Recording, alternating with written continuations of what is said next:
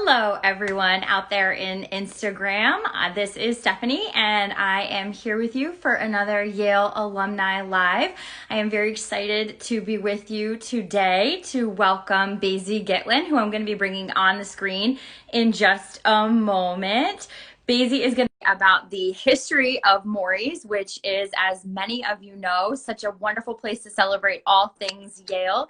There's Basie. Hi, Basie. Hey, Stephanie, great to How see are you. you today? I All am right. great, thanks. I'm so excited to be talking to you today, Basie, to kick off what we are calling at the YAA the virtual Pep Rally, which is kind of like, a virtual alumni tailgate for all things Yale in advance of what would have been the game. Even though this year it won't be played, we can still celebrate all things Yale. So we are really excited to kick the day off with you today, and we're going to talk to Basie about the history of Morys and the role that Morys plays in celebrations at Yale. But first, we'll welcome Basie and give him an opportunity to tell us a little bit about his Yale story, because his Yale roots run very deep. And I actually saw a picture of you, Basie, on Instagram from years ago where you were walking one iteration of Handsome Dan. So we know you've got quite the Yale story. So Basie, tell us a little bit about your Yale history. Yeah, thanks, Stephanie. I'm so excited to be with you and with everyone today. My Yale story goes back a ways. Whenever people ask how long I've been at Yale, I usually answer that it depends how you're measuring that. Since I was born in New Haven, my dad, who probably some people watching will know, is Jay Gitlin, who is class of 71 and has taught at Yale for, I think, coming up on 40 years now.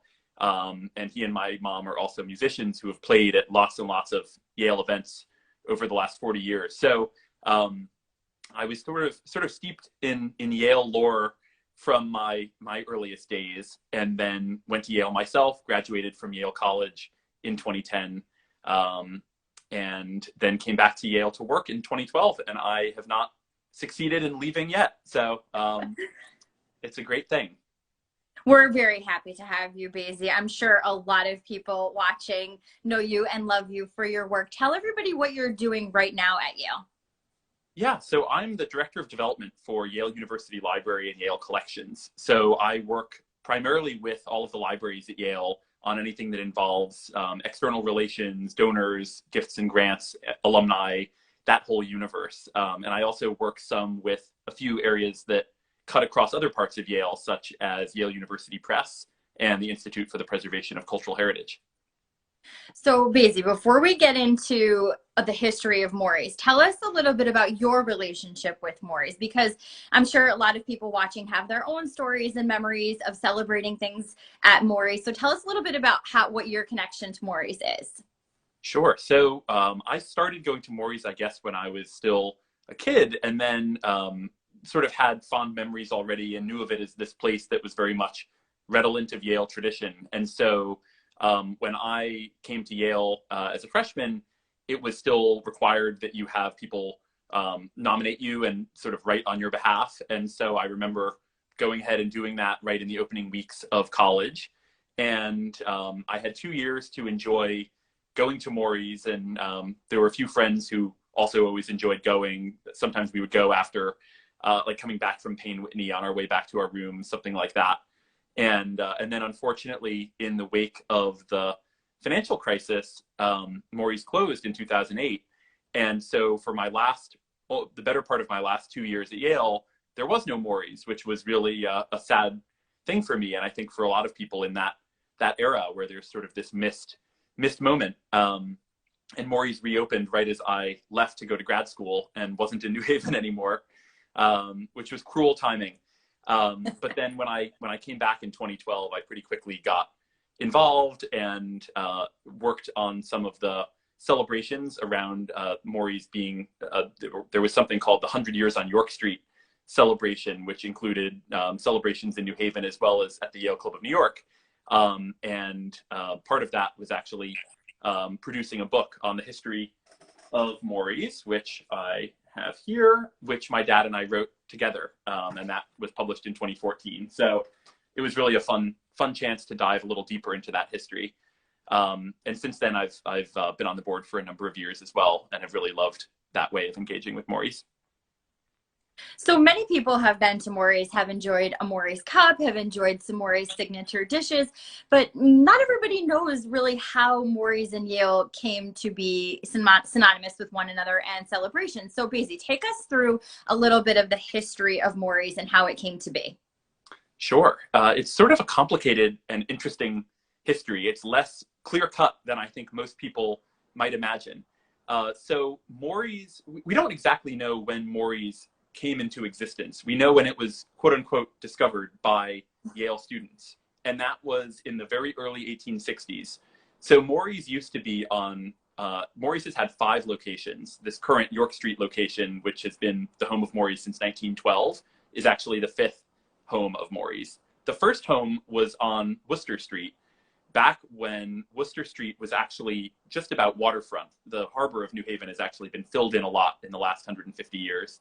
And so it was sort of almost a sort of near waterfront kind of dive bar or humble tavern for people who were working in the docks nearby. And the story goes that a bunch of Yale rowers or people who were watching rowing found Morys on their walk back to campus from that area and felt that they'd sort of discovered this hidden gem, this very authentic, one imagines, sort of local place with unpretentious food and drink. And it became increasingly very popular over the 1860s and 70s.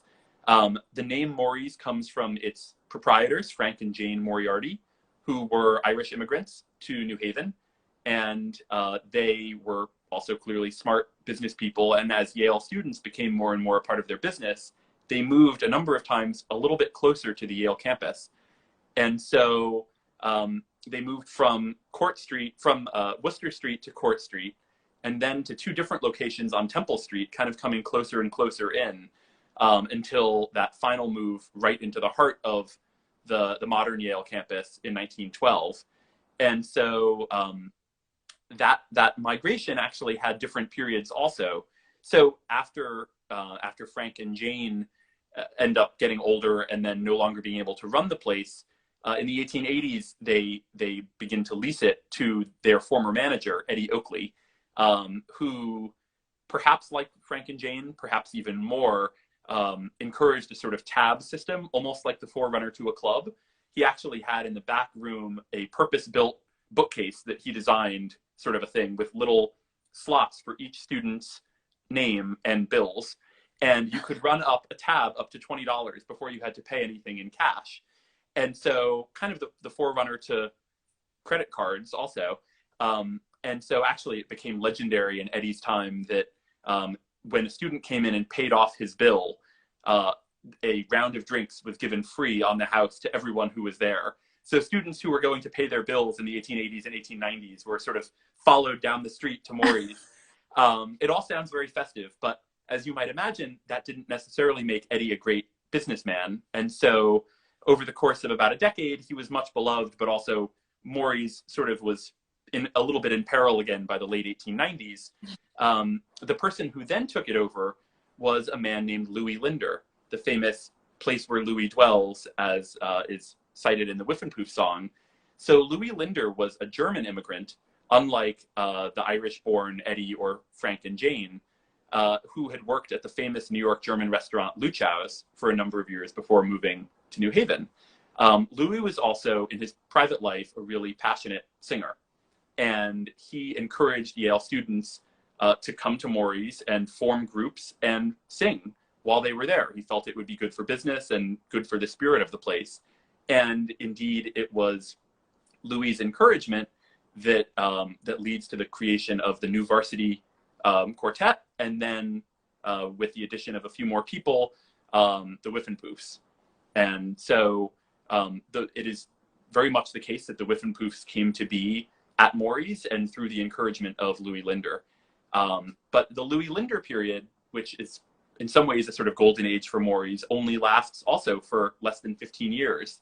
In 1912, the place moves from Temple Street to 306 York Street.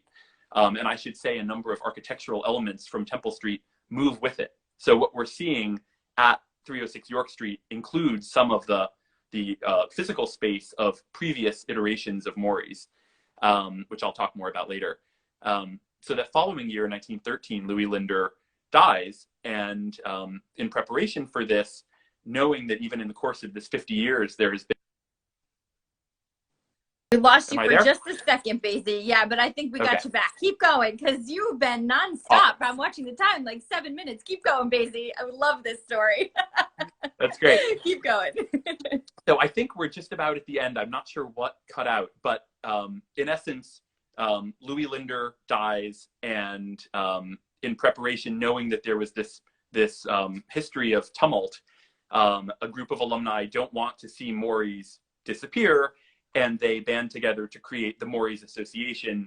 So rather than being a private business that's subject to the vagaries of up and down, it becomes a private club with a membership and a board of governors and staff. And that has been the case for the last 108 years. That is so incredible. I love the part of that story where the tabs were in the bathroom and they could run it up to $20, which probably at the time was quite a lot of beer, I would imagine. I'm sure if any students are watching, they're probably thinking to themselves, that sounds amazing. I would love to have a tab run up and then have everybody's tab paid off and get free drinks. So we did get a question from the audience, which I will give over to you in just a minute. So if anybody does have any questions for Basie, feel free to put them either in the comments or in that question mark bubble, and I will get those over to Basie. But while I'm going through those questions, Basie, tell us a little bit about your favorite Morys traditions, because I'm sure everybody has some that are slightly different. So tell us about yours. Sure. So I would say that I have several. Some are more in the culinary realm, and others more about the place itself. So in terms of food and drink, a few that come to mind, I personally love Baker soup. Many people watching have probably had Baker soup. It's a sort of curried tomato soup, and is named for someone named J. Frederick Baker, who was a Yale alum who dined extremely frequently at Morys in the mid-20th century, kind of early to mid-20th century, and this presumably was a favorite of his. And so for decades and decades, it has now been named in his honor. Welsh rarebit is another Morys classic that actually has been on the menu since the very earliest days. We know that Frank and Jane Moriarty served Welsh rarebit back in the 1860s and 70s. And one of the architectural pieces in the front room in what's now called Louis Lounge that is original to the 19th century Morys is these wonderful reverse glass painted menu items that appear around the fireplace, one of which says Welsh rarebit. And so that's been a Morys staple for, well over a century now. And for people who haven't had it, it is the perfect winter comfort food. Essentially toast points, cheese, beer, and a little bit of Worcestershire sauce and seasonings, sizzled, and it's as good as it gets. Which actually, Basie, if you don't mind, I will tell everyone watching that if you would like to make that dish at home, we're actually going to have the new Morys head chef who is going to be teaching the Welsh rarebit recipe next Monday, which you can find out more at alumni.yale.edu. And that's open to everybody. We even have an ingredient list so that you can make that at home. And it does not have rabbit, which many people sometimes think when they just glance over that little line in the menu. So Basie, if you don't mind, we did get a bunch of questions. So I'd love to throw those over to you while we still have time. So there's one question about who has been the most memorable recipient of the Morys Cup, and maybe you can just talk a tiny bit about the Morys Cup. Sure. So the Morys Cup, so in fact, cups, and that's a good segue, cups are another great Morys tradition. So the one sentence backstory, we don't really know an awful lot about how cups became so synonymous with Morys. We do know that cups and punches in general were a very common way to have alcoholic beverages in the 19th century. And as early as 1886, actually, Eddie Oakley encouraged the creation of a group who were known as the Cup Men, which included a number of really prominent, later super prominent Yale people, including William Vanderbilt, Harry Payne Whitney, James Gamble Rogers, among others. So all of these people were Cup Men when they were Yale students in the late 19th century. I think it was essentially a sort of drinking club of people who were regularly at Morys. Um, the cup was already so synonymous with Morys that in the 1920s, the Morys Association began to award an honor called the Morys Cup, synonymous, with the physical cup itself, and a cup was given as part of the award to people for conspicuous service to Yale. So the first recipient was the great football coach, Tad Jones. And it's almost been about a century now that the Morys Cup has been awarded. In terms of the most memorable, historically, it's hard to say because really a lot of the great and the good in the Yale world over the last 100 years have been awarded the cup. I personally, gosh, it's tough. I've been there for several. The one that springs to mind as being especially meaningful, I think, is the most recent Morys Cup recipient. Only, I believe, the second person to be given the cup posthumously, and that was Elga Wasserman, who, of course, was absolutely key in the success of coeducation at Yale, in Yale College in the late 60s and early 70s. And so we were really thrilled to be able to honor her in the presence of many of her family and also many of the first women graduates of Yale College last fall as part of the 50 Women at Yale 150 celebration. Which has been an absolutely amazing celebration. We had a few events about a month ago now that were just outrageous. And if anybody would like to revisit those are also available on Yale Alumni Vimeo. So I have another question, Basie, about a Morys Cup. And this may be total lore, I don't know. But the question came in is, I heard that there is a black cup at Morys and it needs to be ordered by the president. Is that true? That is true.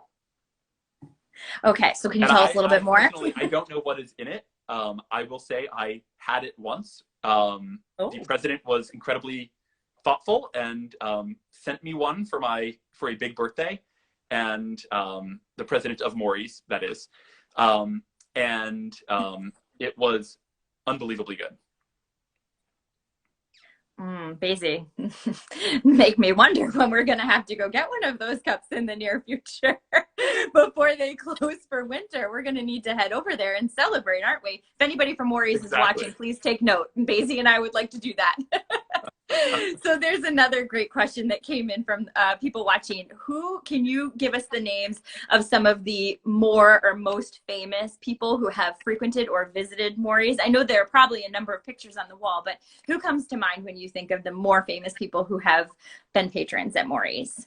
Interesting. So that's a great question. I think the people who come to mind for me immediately are people who are sort of Yale famous rather than perhaps world famous, but who no doubt in their respective historical moments were there all the time. You know, it's fun for me sometimes to think about who, had you walked in the door at Morys in 1920 or 1960, you know, or even 1990 or 2000, who would be the range of people you would see at lunch in that dining room.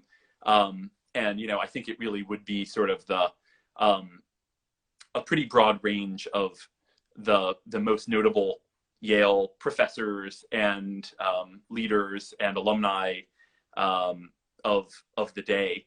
But I can't say that anyone really springs to mind particularly. One person actually who we know was there multiple times a week for decades was the great Yale historian George Pearson, who among whose many legacies is the great pithy one-liner quote, "Yale is at once a tradition, a community of scholars, a society of friends."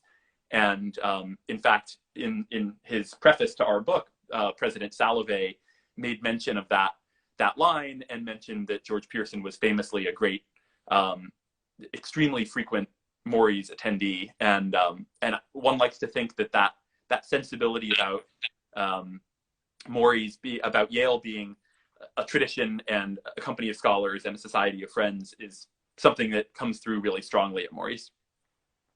You know, Basie, I think you have a handful of friends watching who want you to tell some embarrassing stories, but I'm going to spare Basie that moment and just suffice it to say that I'm sure that many a Yaley has an embarrassing story at Morys, but also many happy memories, I'm sure, from watching the game or other celebrations at Yale. Going back really quickly about the Baker's Soup, someone had commented that there was a legend that that was a hangover cure. Would you perhaps agree with that, Basie? Interesting. I don't know that I have ever tested that, but I can imagine that it would be the case. It seems like it would be. So I mean, I endorse that. in places like that, you have to have that go-to for when you're not feeling so awesome after maybe having a black cup or something like that. Exactly.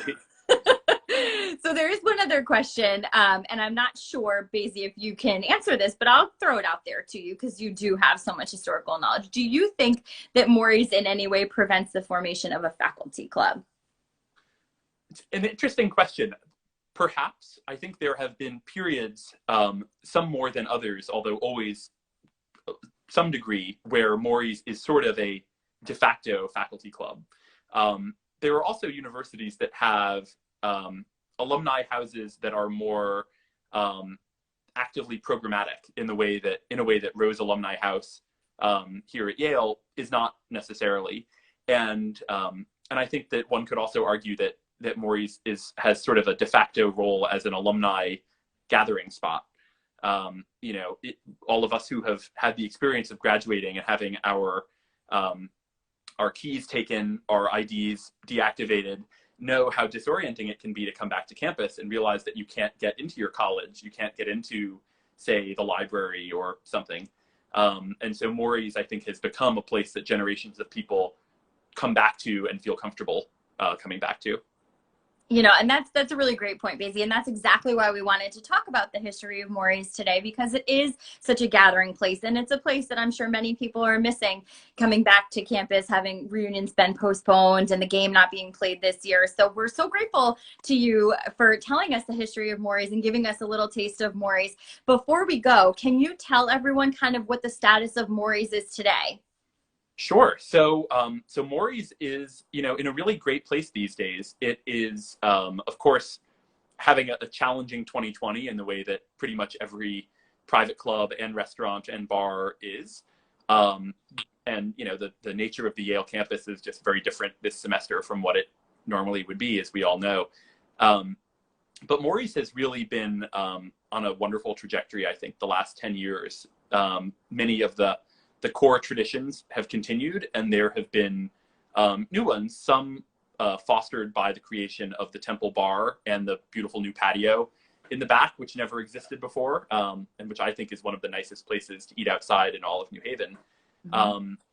There have been new traditions created, like Thursday night trivia, which has become very popular and, in fact, has even gone virtual these last few months with good results. And we're also incredibly fortunate. You mentioned that Chef David will be joining next week to make the Welsh rarebit, and we're so fortunate this fall that he's joined the Morys team. And between his food, which is really head and shoulders above anything I've experienced at Morys in the last 10 or 15 years, so it's a major positive shift, I must say. And so between that and just a really fantastic leadership team at the club, I think it's, the future is bright. All of us are just looking forward to a chance when we can actually gather again for things like football and hockey games and getting dinner before going to the Yale rep and, reunions and seeing friends and classmates. Morys is such an essential spot for exactly the kind of gathering that unfortunately it's hard to do right now. But this too shall pass. And I think Morys will be there ready and excited to greet everyone who comes back. I agree, Basie. I think it's such a great place. And we did get one more really good question that I'm hoping that you have a moment for. There was a question about, can you tell us more about the Morys song, Put a Nickel on the Drum? Yes. I don't know that we were ever successful in writing the history, in tracing the origin story of that song. So the lyrics are all codified in the book, as are the practices. So anyone interested can read up there. I wish I knew the I wish I knew the origin story. If anyone watching does, we would love to know. But we were never successful in tracing it. We'll have to get to the bottom of that. So Basie, tell everyone one more time the book that you and your father co-authored about Morys. Yeah, it is Morys, A Brief History by J. Gitlin and Basie Gitlin. And it was published in 2014, and it's still available for... I think the internet is experiencing some burnout, so we lost you for a second.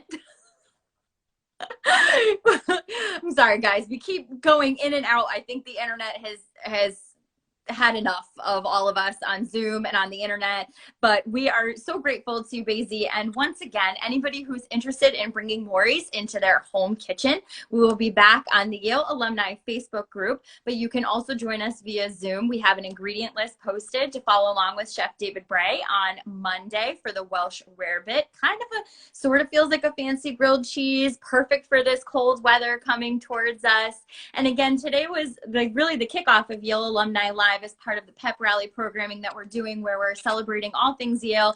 We're going to be interviewing some former football players, some former marching band members. We're going to have Coach Reno next week showing us some behind the scenes at the actual Yale Bowl. We've got a current student, some former cheerleaders. We're talking everything Yale, celebrating the world that would be the game should we all be together. But we are really grateful to Basie for being here with us today. Thank you, all of you, for watching. Great questions. Get on down to Morys when you can. I highly recommend the truffle fries. Like, if you could just give me a bucket right now, I would be happy. They're the best.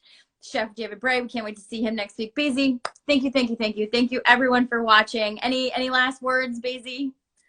I don't think so. This has been so much fun. Thanks, Stephanie, and thanks everyone for joining. And hopefully see many of you, in person before too long at the tables down at Morys. Exactly. See you all at the tables down at Morys. Thank you, Basie. Thank you, everybody, for watching. See you next time.